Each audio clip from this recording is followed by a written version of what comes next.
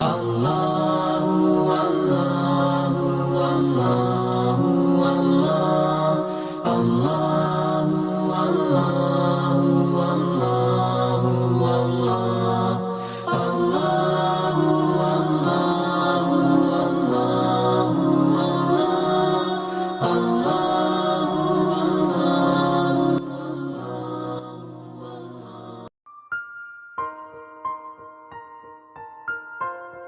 Perkenalkan, nama saya Melamin Hatunula. Perkenalkan, nama saya Muhammad Anas. Saya Muhammad Ilham Jumna. Perkenalkan, nama saya Muhammad Hafidin Alim. Bagaimana masuknya Islam ke negara Amerika Serikat? Ada beragam pendapat terkait dengan kedatangan Islam di Amerika. Pendapat pertama menyatakan bahwa Islam masuk ke Amerika pada abad ke-9. Para penjelajah Muslim di era dinasti Umayyah Andalusia sudah mendarat di benua ini jauh sebelum Christopher Columbus yang menemukannya di tahun 1942. Hubungan dagang sudah terjadi antara pendagang Muslim dengan kaum pribumi Amerika Serikat. Pendapat lain menyatakan bahwa Islam masuk Amerika pada abad ke-16. Menurut teori ini, dua Muslim pertama di Amerika Serikat adalah Stefanico dan Azamor. Stefanico dan Azamor merupakan penjelajah dari Afrika Utara yang menjelajah Arizona dan New Mexico untuk kerajaan Spanyol. Pendapat terakhir menyatakan Islam masuk ke Amerika pada akhir abad ke-19 saat terjadi gelombang besar-besaran kedatangan para imigran asal Timur Tengah seperti Palestina, Syria, Lebanon, dan Yordania. Bagaimana perkembangan Islam di negara Amerika Serikat? Perkembangan Islam di negara Amerika Serikat tidak terlepas dari beberapa organisasi Muslim yang aktif menyosialisasikan ajaran Islam.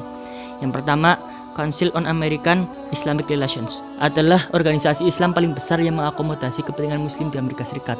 Organisasi ini merupakan pembela hak-hak warga Muslim Amerika Serikat.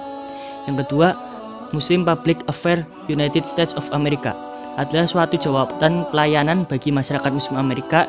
Tujuan organisasi ini adalah untuk memperkenalkan identitas Muslim Amerika.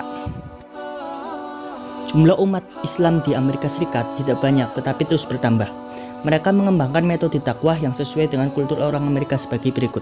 Yang pertama, dakwah secara individu dilakukan oleh umat Islam di Amerika Serikat dengan menunjukkan akhlak-akhlak Islam seperti bersikap ramah dan sopan, berpenampilan bersih, menaati aturan setempat, dan peduli terhadap sesama. Dengan cara atau penjelasan yang tepat, hal itu dapat membuat orang simpati dan ingin tahu lebih lanjut tentang ajaran Islam. Yang kedua, dakwah secara kelompok dilakukan dengan berbagai kegiatan seperti membentuk organisasi dakwah, kegiatan amal, dan forum diskusi untuk mengenalkan Islam. Keberhasilan dakwah di Amerika Serikat juga didukung karena adanya undang-undang yang menjamin kebebasan dalam beragama dan menyampaikan pendapat.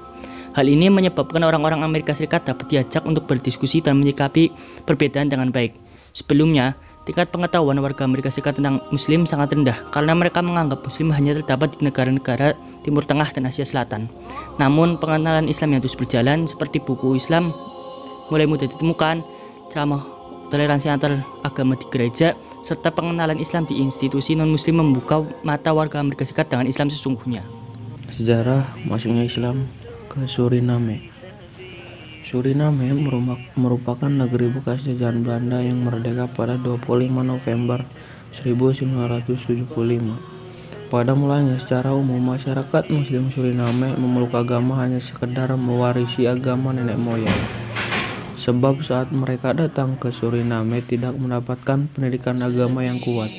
Misalnya, pada kasus masyarakat Muslim Jawa, kebanyakan berasal dari tradisi agama Islam Jawa Abangan yang hanya mengenal Islam sekedar nama. Islam yang lebih kental dengan unsur tradisi dan budaya Jawa, sejalan dengan perkembangan zaman. Pemahaman Islam semakin membaik dan kesadaran untuk beragama Islam secara kafah semakin meningkat. Umat Islam Suriname semakin menunjukkan jati diri. Islam tidak lagi dijadikan sebagai agama warisan nenek moyang, melainkan dipeluk dengan penuh kesadaran dan menjadi sebuah jalan kebenaran untuk mencapai kebahagiaan dunia dan akhirat. Berbusana Muslim atau Muslimah menjadi pemandangan yang biasa. Saling mengucapkan salam antara Muslim Jawa, Muslim Hindustan, atau Kreol pun telah menjadi budaya mereka. Bahkan tidak jarang terjadi pernikahan antara Muslim Jawa dan Muslim Hindustan atau suku lainnya. Hal ini menggambarkan suasana ukhuwah yang terbangun di sana begitu indah. Islam telah menyatukan mereka sebagai saudara sesama Muslim dan menyingkirkan latar belakang suku dan ras. Suriname Muslim Asosiasi SMA merupakan perserikatan milik umat Islam keturunan India yang memiliki andil besar dalam menyalakan cahaya Islam di Suriname. Organisasi ini memiliki masjid terbesar di kota Paramaribo, ditambah dengan 14 masjid lain yang berada dalam binaannya. Meskipun dikelola oleh para pengurus dari keturunan India, kegiatannya terbuka untuk seluruh umat Islam. Stichting der Islamische Gemeenten in Suriname (SIS) merupakan lembaga keislaman suku Jawa. Lembaga ini memiliki masjid utama dengan 54 masjid lainnya berada dalam binaan tersebar luas di distrik Paramaribo dan distrik-distrik lain. 4 sekolah madrasah formal yang didirikan sejak tahun 80-an menjadi cikal bakal bagi pengajaran dan penampaan sejak dini tentang kesadaran beragama Islam. Yang terakhir itu perkembangan Islam di Brazil. Ya, Islam berkembang di Brazil bermula dari masuknya orang-orang Afrika dalam bentuk perbudakan. Nah, sejak tahun 1550, orang Portugis telah menggunakan budak bangsa Afrika untuk bekerja di kebun tebu yang sebelumnya dimusnahkan oleh penduduk setempat. Brasil menerima 37% dari seluruh budak Afrika yang diperdagangkan, berjumlah sekitar 3 juta orang. Nah, dunia Latin mulai diperkenalkan pada Islam sejak Brasil ditemukan oleh orang Spanyol pada abad ke-15, dan para budak didatangkan dari barat dan utara Afrika. Para budak dan orang Spanyol hidup tersebar di Brasil, Venezuela, Kolombia, dan Kepulauan Karibia. Sebagian besar umat Muslim saat itu adalah para budak. Namun, dalam beberapa kasus, mereka harus mengganti kepercayaan secara terpaksa. Seiring berjalannya waktu, Islam pun menghilang dari negara-negara Amerika Latin termasuk Brasil.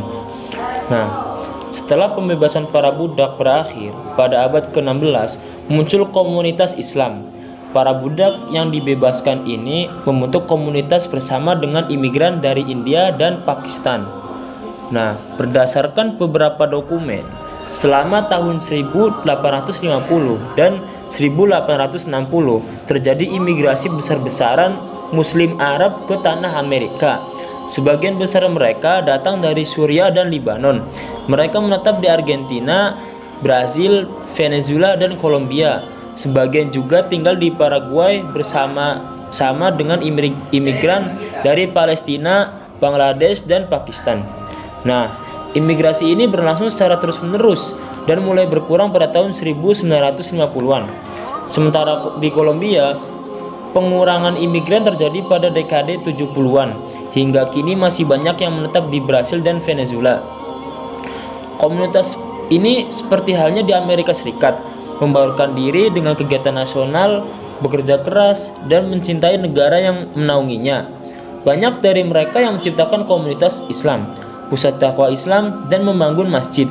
Nah, masjid pertama yang dibangun di wilayah itu adalah Masjid Raya São Paulo di Brazil yang mulai digagas tahun 1930-an. Nah, tahun 1939, tokoh-tokoh Muslim Brazil secara patungan membeli lahan. Peletakan batu pertama dilakukan pada tahun 1948 dan pembangunan tahun 1960.